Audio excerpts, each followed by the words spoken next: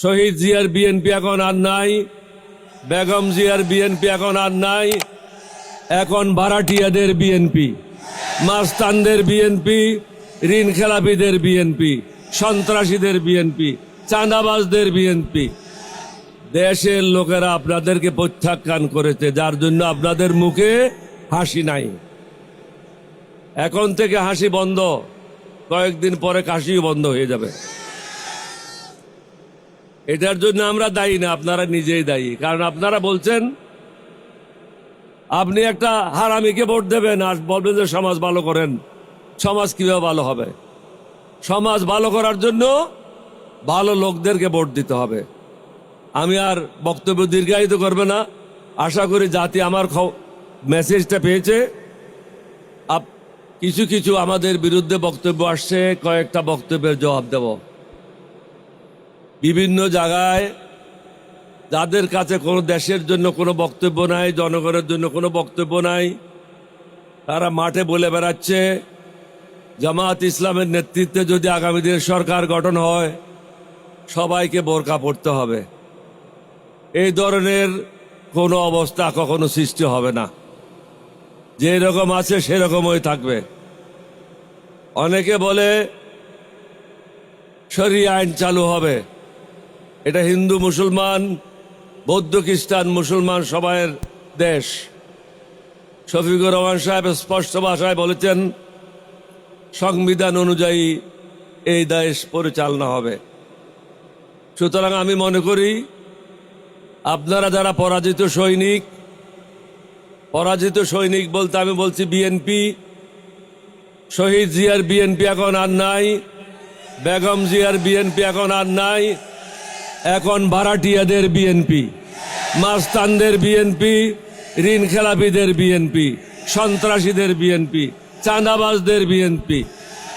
দেশের লোকেরা আপনাদেরকে প্রত্যাখ্যান করেছে, যার জন্য আপনাদের মুখে হাসি নাই।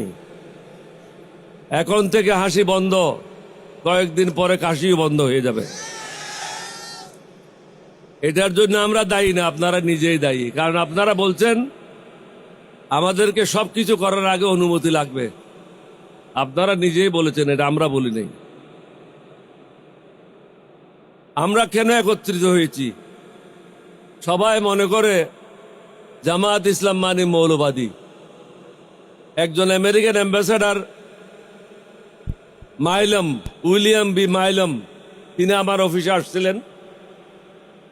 আমাকে বললেন জামাত ইসলাম তো মৌলবাদী। আমি তুমি ঠিক বলছো, তুমি কি মৌলবাদী না?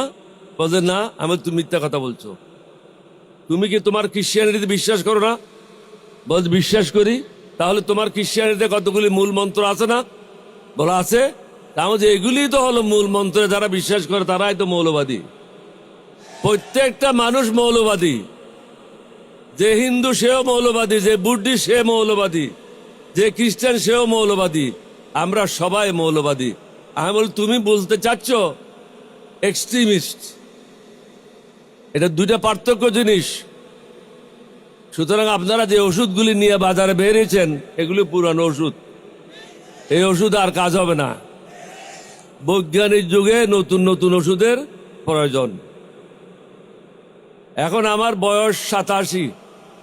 আমি যদি আমার 27 বছরের ফটো লাগাই দিই বাইরে, মানুষে কি বলবে? বলে তো ওর মাথা খারাপ হয়ে গেছে। এখনকার সাথে যুগের সাথে তাল মিলিয়ে চলেন। আমরা কেন এখানে আসছি? সবাই মনে করে বোধহয় জামাত ইসলাম মানে এখানে সব মৌলানা।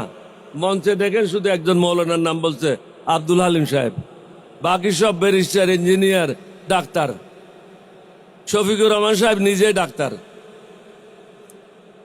সব শিক্ষিত লোকের সমাগম 11 দলীয় ঐক্য জোট হয়েছে। সুতরাং সমগ্র জাতিকে বলবো ভুল করবেন না।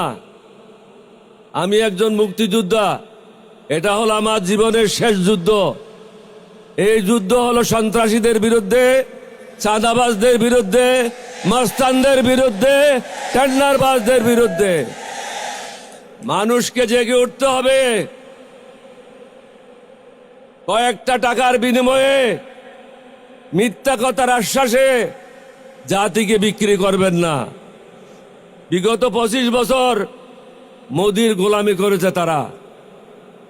মোদির গোলামদেরকে আপনারা ভোট দেবেন না, ঋণ খেলাপিদেরকে ভোট দেবেন না, মাস্তানদেরকে ভোট দেবেন না, সন্ত্রাসীদেরকে ভোট দেবেন না। ভালো মানুষ যারা আছে তাদেরকে ভোট দেবেন, তাহলে সমাজটা ভালো হবে।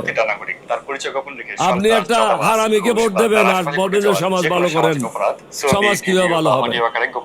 সমাজ ভালো করার জন্য ভালো লোকদেরকে ভোট দিতে হবে। আমি আর বক্তব্য দীর্ঘায়িত করবো না। আশা করি জাতি আমার মেসেজটা পেয়েছে। জমিদারি প্রথা শেষ করতে হবে। এই জমিদারি প্রথা হলো একজন লোক প্রধানমন্ত্রী হলে তাকে না মারা ফেলা পর্যন্ত অথবা নিজে না মারা পর্যন্ত ওই পদ থেকে সরে দাঁড়ায় না। বর্তমানে যে আমরা সংস্কারটা এনেছি প্রত্যেকে মিলে, সেটা হলো জমিদারি প্রথা শেষ করার জন্য। এটা ধর্মের জন্য ইসলাম নাকি না, স্বৈরাচারীরা যেন আগামী দিনে ক্ষমতায় জেগে বসে না থাকে। একটু চিন্তা করেন। আপনাদেরকে অনুরোধ করবো সমগ্র দেশবাসীকে, দেশের ক্ষতি করবেন না, দেশের কথা চিন্তা করেন, নিজের কথা পরে চিন্তা করেন, দেশকে বাঁচান, দালালদেরকে চিহ্নিত করেন, যারা ব্যাংকের টাকা লুট করেছে তাদেরকে চিহ্নিত করেন, চাঁদাবাজদেরকে চিহ্নিত করেন। এটা কঠিন কাজ না। যারা এই দেশের বিরুদ্ধে অবস্থান নিয়েছিল তাদেরকে চিহ্নিত করেন। আজকে যে আমরা এখানে বক্তব্য রাখার জন্য এসেছি, এই সুযোগটা কে করে দিয়েছে? আমাদের ছেলেরা, অকাতরে যারা জীবন বিলিয়ে দিয়ে বাংলাদেশকে তারা স্বৈরাচারের হাত থেকে মুক্ত করেছে। আজকে যারা নির্বাচন করার জন্য মাঠে নেমেছেন, 11 দলের বিরুদ্ধে বলছেন, জামাতের বিরুদ্ধে বলছেন, এই সুযোগটাকে কিভাবে পেলেন? এটা তো আমি বলছি না, ফখরুল ইসলাম নিজেই বলেছে যে আমাদের এই সংগ্রামে কোনো অংশগ্রহণ ছিল না। তাহলে দেশবাসীকে বুঝতে হবে তারা কাদের জন্য কাজ করেছে।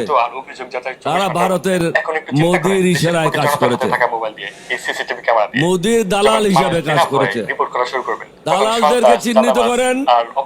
বাংলাদেশে যারা পরিবর্তন আনতে চায়, সুশাসন আনতে চায়, ন্যায় বিচার আনতে চায়, প্রত্যেক ধর্মের জন্য সমান সুযোগ সৃষ্টি করতে চায়, তাদেরকে আগামী দিনে ভোট দেবেন।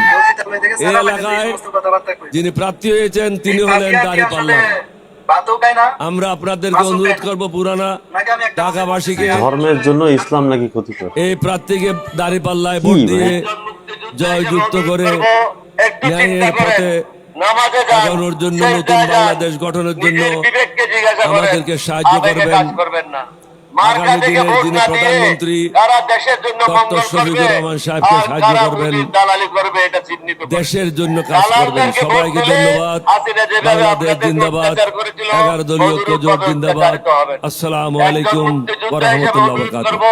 প্রধান অতিথি বাংলাদেশের ভবিষ্যৎ প্রধানমন্ত্রী আমিরে জামাত মানবিক বাংলাদেশের স্থপতি ডক্টর শফিকুর রহমান, উপস্থিত বিশেষ অতিথি বাংলাদেশের স্বাধীনতা সংগ্রামের অন্যতম নায়ক বীর মুক্তিযোদ্ধা ডক্টর কর্নেল অলি আহমদ বীর বিক্রম, চেয়ারম্যান পার্টি। আজকের এই সভায় উপস্থিত 71-এর বীর এবং 26 বীর যোদ্ধা সহ জাতীয় নেতৃবৃন্দ, সংগ্রামী এলাকাবাসী, আজকের এই প্রোগ্রামে আমাদের প্রধান অতিথি এবং 71-এর বীর আপনাদের সামনে গুরুত্বপূর্ণ বক্তব্য রাখবেন। আমি শুধু দুটো কথা বলবো। গণভোট, এই গণভোট কিসের পক্ষে? জুলাই যোদ্ধাদের জন্য। জুলাই যে গণঅভ্যুত্থান, এই গণঅভ্যুত্থানের পক্ষে আমরা গণভোটে হ্যাঁ বলবো। এই গণভোটে আমরা হ্যাঁ বলবো। যারা পাথর দিয়ে মানুষ হত্যা করে তাদের বিরুদ্ধে রায় দেব। এই গণভোটে আমরা হ্যাঁ বলবো ইনসাফের পক্ষে। এই গণভোটে আমরা হ্যাঁ বলবো সংস্কারের পক্ষে। এই গণভোটে আমরা হ্যাঁ বলবো আধিপত্যবাদের বিরুদ্ধে না বলবো। আর আধিপত্যমুক্ত বাংলাদেশের পক্ষে হ্যাঁ বলবো। সংগ্রামী ভাই ও বন্ধুগণ, আরেকটি ভোট আমানত। এই আমানতের ভোট যাবে ধর্মের সৎ জন্য যোগ্য ইসলাম নাকি প্রার্থী ক্ষতিকর? যারা ইনসাফ কায়েম করতে চায়। কি ভাই? আজকে সারা বাংলাদেশের 300 আসনে 11 দলীয় নির্বাচনী ঐক্যের মধ্য দিয়ে আমরা আগামী বাংলাদেশকে নতুন রূপে ছাত্র জনতার আকাঙ্ক্ষার আগে গড়ে তুলতে চাই। এই আসনে নতুন বাংলাদেশের স্বপ্নদ্রষ্টা ডাক্তার শফিকুর রহমানের প্রতিনিধি হলেন হাফেজ এনায়েতুল্লাহ। আমরা আশা করি আগামী 12 ফেব্রুয়ারি এই দেশের জনগণের ভোটে নির্বাচিত হয়ে বাংলাদেশ জামায়াত ইসলামী সহ 11 দলীয় দলের সরকার গঠিত হবে ইনশাআল্লাহ। এবং এই সরকার গঠনে ঢাকা 7 আসনের জনগণের কাছে গিয়ে আমরা এনায়েতুল্লাহকে নির্বাচিত করার জন্য